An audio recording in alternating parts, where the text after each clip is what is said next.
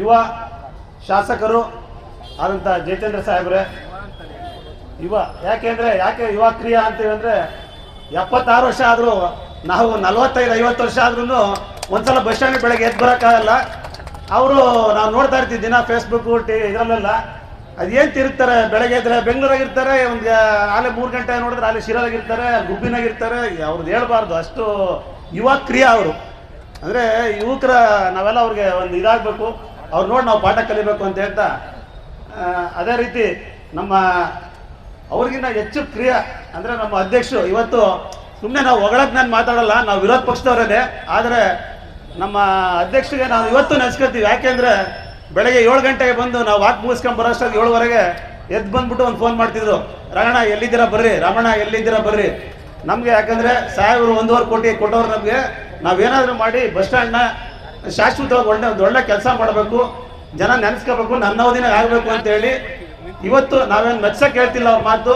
ಒಳ್ಳೆ ಯುವ ಕ್ರಿಯೆ ಅವರೂ ಯುವಕರಾದಂಥ ನಮ್ಮ ಅಧ್ಯಕ್ಷರಾದಂಥ ಜೀಶಾನ್ ಅವರೇ, ಅದೇ ರೀತಿ ನಮ್ಮ ಉಪಾಧ್ಯಕ್ಷರಾದಂಥ ಲಕ್ಷ್ಮೀಕಾಂತ್ ಅಣ್ಣವರೇ, ಅದೇ ರೀತಿ ಈಗ ನಮ್ಮ 2 ಜೀವ 1 ದೇಹ ಇದ್ದಂಗೆ ಇರೋದು ನಮ್ಮ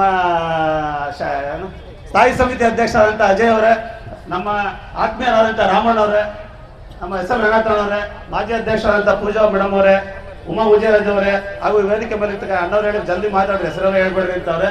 ಈ ವೇದಿಕೆ ಮೇಲೆ ಉಪಸ್ಥಿತಕ್ಕಂಥ ಎಲ್ಲ ನನ್ನ ಮಿತ್ರರೇ, ಹಾಗೂ ಇಲ್ಲಿ ನೆರೆದಿರ್ತಕ್ಕಂಥ ಎಲ್ಲ ನನ್ನ ಅಣ್ಣ ತಮ್ಮಂದಿರೇ, ಇವತ್ತು ಏನು ಈಗ ಮೊದಲನೇದಾಗಿ ನಾನು ಎಲ್ಲ ಅಂಗಡಿ ವರ್ತಕರಿಗೆ ಇವತ್ತು ನಾನು ಕ್ಷಮೆ ಕೇಳ್ತೀವಿ. ಯಾಕೆಂದರೆ ಎರಡು ತಿಂಗಳು ಆಗೋಯ್ತು. ಯಾಕೆ ಹೇಳ್ತಿದ್ದೀನಿ ಅಂದರೆ, ಒಬ್ಬ ವರ್ತಕನಿಗೆ ಗೊತ್ತು ವರ್ತಕನಿಂದ ಏನು ನೋವು ಅಂತ. ಯಾಕೆಂದರೆ ಒಂದು ದಿವಸ ಒಂದು 100 ರೂಪಾಯಿ ಇಲ್ಲ 1,000 5,000 ವ್ಯಾಪಾರ ಕಮ್ಮಿ ಆಯಿತು ಅಂದರೆ ನಮಗೆ ನಿದ್ದೆ ಬರಲ್ಲ ರಾತ್ರಿ ಹೊತ್ತು. ಯಾಕೆಂದರೆ ನಾಳೆ ಬೆಳಗ್ಗೆ ಪೇಮೆಂಟ್ ಕೊಡಬೇಕು, ಯಾರ್ಯಾರಿಗೆ ಕೊಡಬೇಕು, ಎಲ್ಲ ಅಡ್ಜಸ್ಟ್ಮೆಂಟ್ ಮಾಡಿ ಇಟ್ಕೊಂಡಿರ್ತೀವಿ, ಇವ್ರಿಗೆ ಕೊಡಬೇಕು ಅವ್ರಿಗೆ ಕೊಡಬೇಕು ಅಂತ.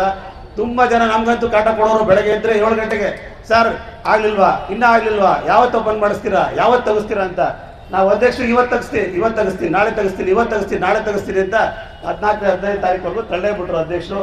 ಹಾಗಾಗಿ ಮೊದಲನಾಗಿ ಎಲ್ಲರಿಗೂ ಕ್ಷಮೆ ಕೇಳ್ತಾ, ಇವತ್ತು ನಮ್ಮ ಯುವ ಶಾಸಕರು ನಾನು ಇಷ್ಟೇ ಕೇಳ್ಕೊಳ್ಳೋದು, ಸರ್ ಇವತ್ತು ನಿಮ್ಗೆ 50 ಕೋಟಿ ಏನು ಶಾಸಕರು ಅನುದಾನ ಕೊಡ್ತಾರೆ, ನೀವು ದಯವಿಟ್ಟು ಒಂದು ಶಿರಾಕ್ಕೆ ಒಂದು 20 ಕೋಟಿನಾದ್ರೂ ನೀವು ಕೊಡಲೇಬೇಕು.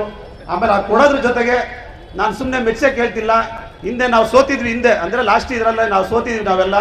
ಅವಾಗ ಸುಮಾರು ಒಂದು 20 ಕೋಟಿ 30 ಕೋಟಿ ಫಂಡ್ಸ್ ತಂದು ನಿಜವಾಗ್ಲೂ ಹೇಳಬೇಕು ಅಂದರೆ ಇವತ್ತು ಅದು ಎಲ್ಲ ಕಡೆಗೂ ಸದುಪಯೋಗ ಆಗಿದೆ. ನಾನು ಮೆಚ್ಚಿರ್ತಕ್ಕಂಥ ಮಾತಲ್ಲ ಇದು. ನಾನು ಹಿಂದೆ ನೋಡಿದ್ದೀನಿ, ನನಗೂ 30 ವರ್ಷದ ಈ ನಗರಸಭೆ ನಂಟು. ಯಾಕೆಂದರೆ ಇವತ್ತು ಏನಾದರೂ ರೋಡ್ಗಳು ಟಾರ್ ರೋಡ್ಗಳು ಅಷ್ಟು ಅಗಲಕ್ಕೆ ಇದ್ದಾವೆ, ಅಷ್ಟು ಚೆನ್ನಾಗಿ ಚರಂಡಿದ್ದಾವೆ ಅಂದರೆ ಅವತ್ತು ಅವ್ರು ಕೂತ್ಕೊಂಡು ಒಂದು ಒಳ್ಳೆ ಕ್ರಿಯಾ ಯೋಜನೆ ಮಾಡಿದ್ದಾರೆ. ಇದು ಮೆಚ್ಚಲಿಕ್ಕೆ ಚಪ್ಪಳೆ ಹೊಡೆಸ್ಕೊಳ್ಳೋಕೆ ಆಗ್ತಾ ಇರ್ತಕ್ಕಂಥ ಮಾತಲ್ಲ. ಇವತ್ತು ಶಿರಾದಲ್ಲಿ ಇವತ್ತು ತುಮಕೂರಿಗೆ ಹೋಗಿ, ತುಮಕೂರಲ್ಲಿ SITನಾಗ ಹೋದರೆ ಒಂದು ಕಾರ್ ಹೋದರೆ ಇನ್ನೊಂದು ಕಾರ್ ಎದುರುಗಡೆ ಬರೋಕ್ಕಾಗಲ್ಲ. ಅವತ್ತು 2013ರಲ್ಲಿ ಅವ್ರು ಗೆದ್ದಾಗ ಒಂದು ಒಳ್ಳೆ ಇದು ಕೊಟ್ಟಿದ್ದಾರೆ. ಯಾಕೆಂದರೆ ಇವತ್ತು ನಮಗೆ ನಾವೆಲ್ಲ ಕೌನ್ಸಿಲ್ಗಳಾಗಿ ಹೋಗಿ ಅಲ್ಲಿ ಜನಗಳು ಓಟ್ ಕೇಳ್ತೀವಿ ಅಂತಂದರೆ ಇವತ್ತು ನಮ್ಮ ನಗರ ಅಷ್ಟು ಬೆಳೆದಿದೆ. ಹಾಗಾಗಿ ನಾನು ಏನು ಕೇಳ್ಕೊಳ್ಳೋದು ಅಂದರೆ, ನಗರಕ್ಕೆ ನೀವು ಒಂದು 20 ಕೋಟಿ ಆದರೂ ಕೊಡಲೇಬೇಕು. ಯಾಕೆ ಹೇಳ್ತೀನಿ ನಗರಕ್ಕೆ ಅಂದರೆ, ಸರ್ ನಾವು ಎಲೆಕ್ಷನ್ ನಿಂತ್ಕೊಳ್ತೀವಿ, ನಾವು ವಿರೋಧ ಪಕ್ಷ, ನೀವು ಆಡಳಿತ ಪಕ್ಷ. ಈಗ ನಾವು ಎಲೆಕ್ಷನ್ ಕೌಂಟಿಂಗ್ ಪ್ರತಿ ಸಲ ಎಲೆಕ್ಷನ್ ಕೌಂಟಿಂಗ್ ಹೋಗ್ತಿದ್ದೆ, ಪ್ರತಿ ಎಲೆಕ್ಷನ್ಗೆ ಹೋಗಿದ್ದೀನಿ, ಒಂದು 7-8 ಎಲೆಕ್ಷನ್ ನೋಡಿದ್ದೀನಿ. ಹಳ್ಳಿ ಕಡೆ ಎಲ್ಲ ನಾವು ಇರ್ತಿದ್ವಿ, ಟೌನಿಗೆ ಬರ್ತಿದ್ದಾಗಲೇ ಜಯಚಂದ್ರ ಸಾಹೇಬ್ರ ಮುಂದಕ್ಕೆ ಬಂದ್ಬಿಡೋದು. ಹಾಗಾಗಿ ನೀವು ಒಂದು ಸ್ವಲ್ಪ ಹೆಚ್ಚು ನಮಗೆ ನಗರಕ್ಕೆ ನೀವು ಇದನ್ನು ಕೊಟ್ಟು ನಮ್ದೆಲ್ಲ ವಾರ್ಡ್ಗಳನ್ನೂ ನೀವು ಚೆನ್ನಾಗಿ ಅಭಿವೃದ್ಧಿ ಪಡಿಸಿ. ಈಗ ಮುಂದೆ ನೀವು ಒಳ್ಳೆ ಕ್ರಿಯಾಶೀಲರಾಗಿದ್ದೀರಾ. ಹಾಗಾಗಿ ನಿಮ್ಮನ್ನ ನಾವೆಲ್ಲ ನೆನೆಸ್ಕೊತೀವಿ ಅಂತ ಹೇಳ್ತಾ, ಜಾಸ್ತಿ ಮಾತಾಡಿದೆ ಅಂತ ಹೇಳ್ತಾ ನಾನು ಮಾತು ಮುಗಿಸ್ತೀನಿ. ಜೈ ಕರ್ನಾಟಕ.